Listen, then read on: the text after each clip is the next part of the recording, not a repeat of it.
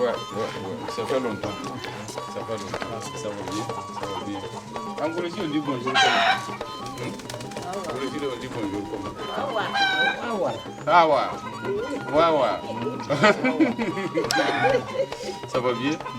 Dieu merci. On est venu vous voir.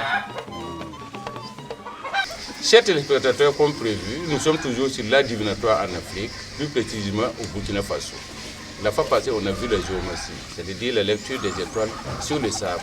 Cette fois-ci, nous allons nous intéresser aux empreintes. Ce n'est pas les empreintes criminelles. Lorsqu'il y a un crime, les enquêteurs se limitent à retrouver la personne physique. Mais l'Africain connaissait, savait, pouvait lire non seulement les empreintes d'une personne, son état d'âme, son état d'esprit, son passé, son présent et son avenir. C'est ce que nous allons vous présenter aujourd'hui. Suivez plutôt.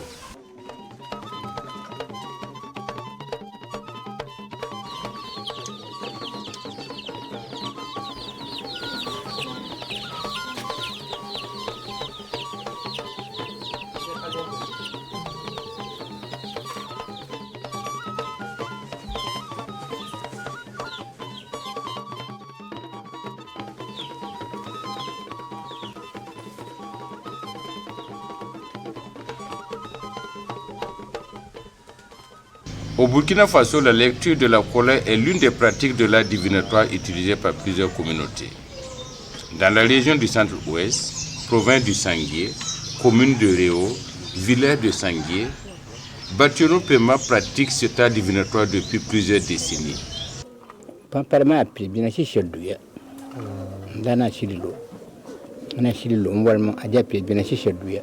Comment a-t-il acquis sa connaissance? Est-ce par legs? Est-ce inné ou par apprentissage?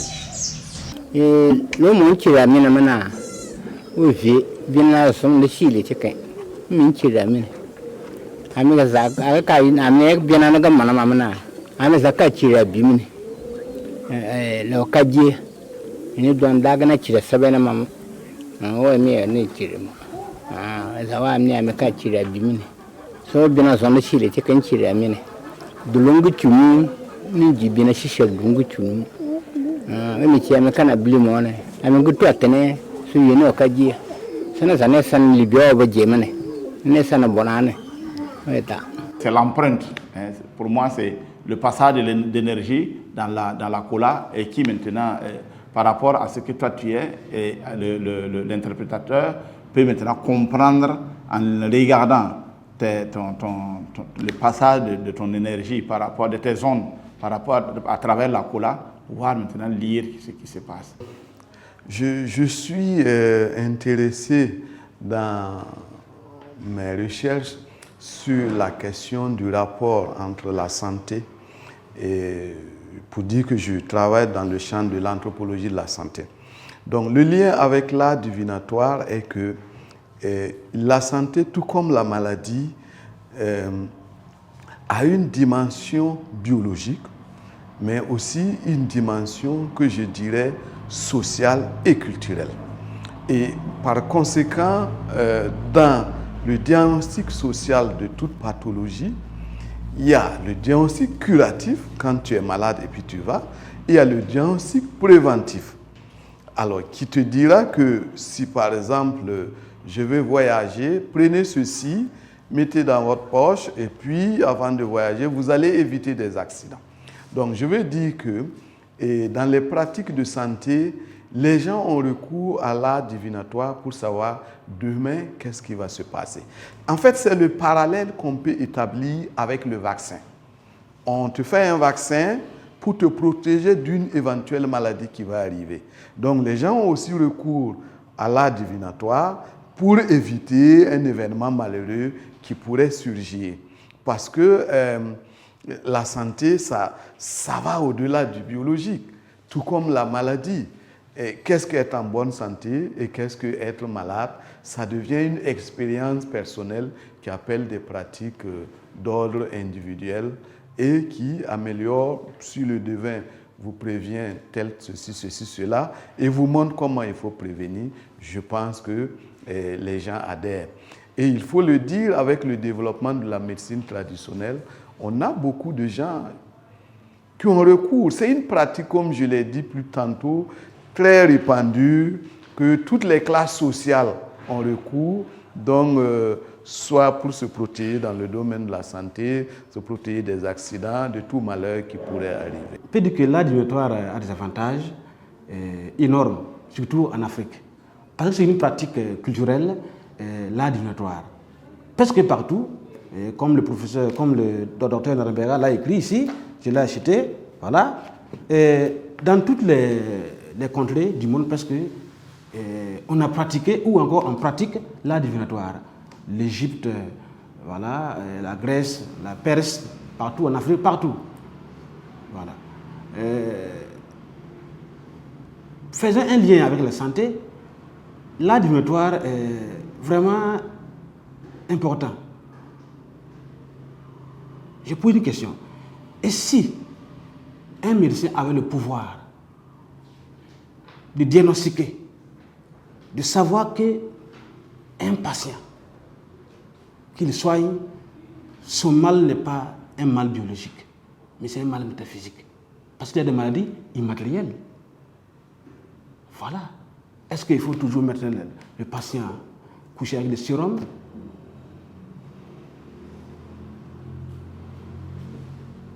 Et puis on sait que bon, il va mourir.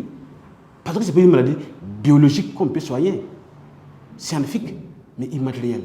Alors, dans nos recherches aussi, nous avons appris que non, il y a des vieux médecins qui disaient subtilement à leurs malades, ton mal n'est pas un mal de l'hôpital, entre guillemets. C'est une maladie de la maison.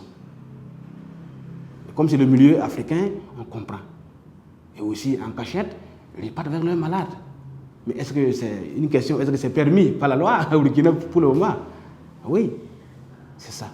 En tout cas, l'art divinatoire a une grande importance dans nos milieux parce que c'est... Et même dans nos pratiques quotidiennes. Pour voyager, ça va. Pour construire une maison, entreprendre quelque chose comme ça. Et beaucoup font toujours recours à l'art divinatoire. Et je prends un peu un exemple d'un évêque là, un évêque africain, qui comparait un peu le chrétien africain à un batracien.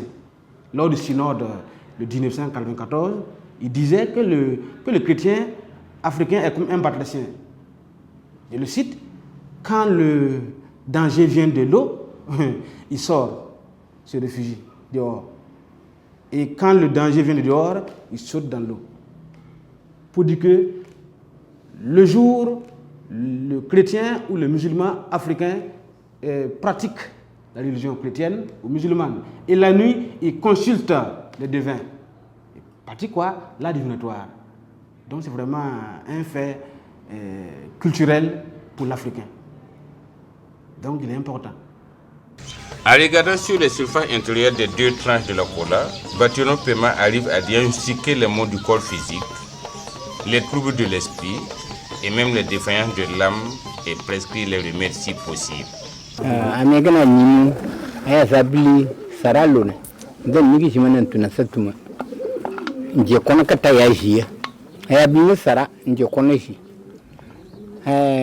mbaje kon jeni yimu kon jeni yimu na o bia wuchimi jinu o bia wuchimi jinu wuni aya bi sara ngugo modon dili todo ngugo modon dili todo abli ngugo modon dili biena le prix tiemo abli weta na ananyini le mawone ndab mo go tumamo mbaje ho bian tiane yi o bian wunu yi o bian ko na ganamo asabli sara ke manfur nchimi go modon dili todo awan shele todo e go modon dili biena chimi biena chemu awan nsan le biena chemne ne mi gine wala mi kore chimi kre eche lujulu nu eme le todo wara amende le tora ni do zin kura le todo wara si chimi kya wo lo pasene na fo le todo waya abanya majama le todo waya we mi chi agni nchimi go le todo chimi problem tanaya awan je le todo e go lui prix tiena au pomea yubi no don lui au pomea awa o sale biena chene le biena chemne gi lui bia wa chamo bio no guli ne biena chemne gi mi le tora za woro mi no gi we mi che aya za wo mo je le todo agi ninja ay ma don le todo wan je le todo e ke mo don le biena chema wan san le biena chemne mo chimi kamone jilu le biena na sarame bene o pasamo jo o chimi ne we mi o le biena na biena do so wo chimi mi dio ya kulo o pasamo jo o bakakane onyi ya no bakakane e jeninchi njamba je ya on le biena chimo do so je mi.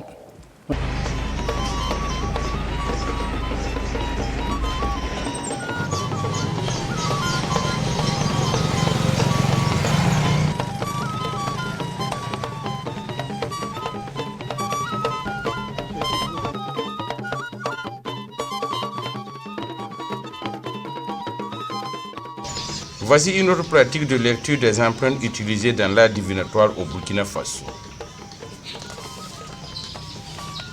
Nous sommes au secteur 8 de Léo. Ce quartier est surnommé RFI. La raison, je ne le dirai pas car j'ai promis de garder le secret. Au quartier RFI de Léo habite un jeune d'une vingtaine d'années, pas comme les autres. Il a abandonné les études à partir de la classe de 3e des lycées et collèges pour répondre à un appel des esprits de révélation. Badiel Alexis, c'est de lui qu'il s'agit, est un maître, selon nos sources, malgré son âge, dans la pratique de l'art divinatoire. Araya digi, rabé l'école. La atara tiembramba, atara yap. La nyini tiema, bumtava. Doni chema hana man bumu kapine kadame wakati ni chema wana man kalma tabol biye kante na man bumu nige biye kulu kadame tabol biye takulu doni chema logo rapore ayeli tu biye alexi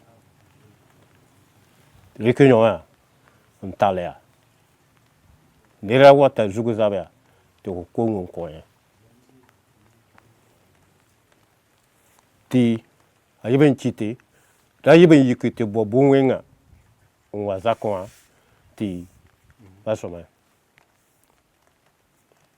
ti ni kema rekibo yo takwe yi troisième a chite tumda tuma. Il sait lire sur les deux surfaces intérieures du noix de cola. Il connaît utiliser les coris. Il appelle l'esprit d'une personne dans une calebasse d'eau, entre autres. Mais surtout, Badel Alexis diagnostique un mal, trouve un problème, dit le passé, le présent et le futur de son client en regardant simplement sur la pièce ou le billet de banque que l'on le met. Nous présentons ici une reconstitution car les esprits qui habitent Alexis, c'est-à-dire ses hôtes, ont refusé catégoriquement la caméra. Nous avons fait des jours chez Alexis ici, en faisant des sacrifices de poulet, pintades, chèvre sans pouvoir faire fléchir les esprits. Le refus est net. Pas de caméra. Chirchir nya kume. J'aime ça, mais c'est un chir kume. A ku non ça. Il y a un kubus. Quand ma belle cave mime. Donc, a kosame. Surkai. Chir kosame, a kosame. A chir kosame. La papa me figo. A yiriti, tu peux qu'on y souris. Caraba beka, ton nampanya a nikema photo. Aro wa photo. Voilà, zinti les jouets. Ningri. Donc, il y a un congzikanga. Tout de nebrama. Awale timane. Amena minga nambo yelan kwa minga. Ti yela wapama. Doya zikanga a kiti yele. Alaba zama zanga. Yemun wawa. A bolo tonfo. Noya babili. A yeben tarabato. Donc tu a cours patin yi. Donc il y a un titre à bon rodanyama. Voilà nyam zinwa. Tere e wumtaba. Donc nyem pati tilewa. Il y a un titre mam yeri timam re gongome. Donc mam nande gongoma. Namati yi mam tilewa. Pati yi. En désespoir de cause, nous avons choisi un des frères de Badel, Alexis, pour faire de la simulation pour vous. Juste une séquence.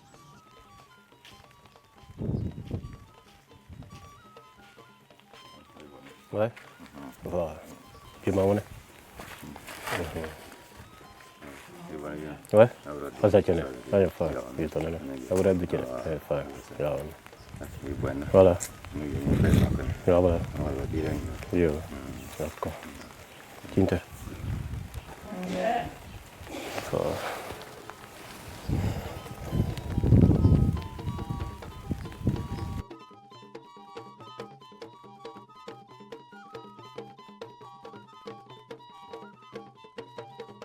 Guina aji no do fi nyega dar mezuru wonena were me kor shoko nyar kora atu were ila budo adra. L'art divinatoire, c'est notre laboratoire. Voilà. Parce que nous, par exemple, si nous prenons par exemple la géomancie nous donne des précisions sur les organes même des patients. Il peut te dire que non, en fait, cette personne, il donne la description, le modèle même de la personne. Par exemple, il peut te dire que, par exemple, toi, qui est par exemple, c'est pas tel signe, telle lettre qui se trouve dans telle maison, tu auras toujours des maux de ventre, tu auras toujours des maux de cœur, tu auras toujours, par exemple, etc., etc., etc. Donc, ça nous donne des précisions sur nous-mêmes, de notre être là, notre être, qui peut être maintenant utilisé pour prévenir les maladies. Si dans l'art divinatoire, on peut également utiliser ça pour, je sais que par exemple durant la Deuxième Guerre mondiale et la Première Guerre mondiale, on a utilisé l'art divinatoire pour connaître les mouvements futurs de l'ennemi. Oui. Donc nous avons, ça ce sont beaucoup d'avantages. Par exemple, nous pouvons utiliser l'art divinatoire également pour les voyages, pour les noms des enfants. Parce que bon, un enfant, on ne peut pas lui planquer un nom comme ça, et puis on ne sait pas d'où ça vient, qu'est-ce que c'est que ce nom. Vous allez donner le nom d'un enfant qui ne sied pas avec son corps, et cet enfant-là aura des problèmes toute sa vie. Donc, du coup, il faut consulter. Je sais que par exemple, dans notre société africaine, et par exemple, dans ma famille, le nom d'une personne ne se donne pas au hasard. Quand il naît, par exemple, un mardi, il peut lui donner un mardi en attendant que les gens sortent pour savoir quel est le nom qui lui convient. Même les noms de famille.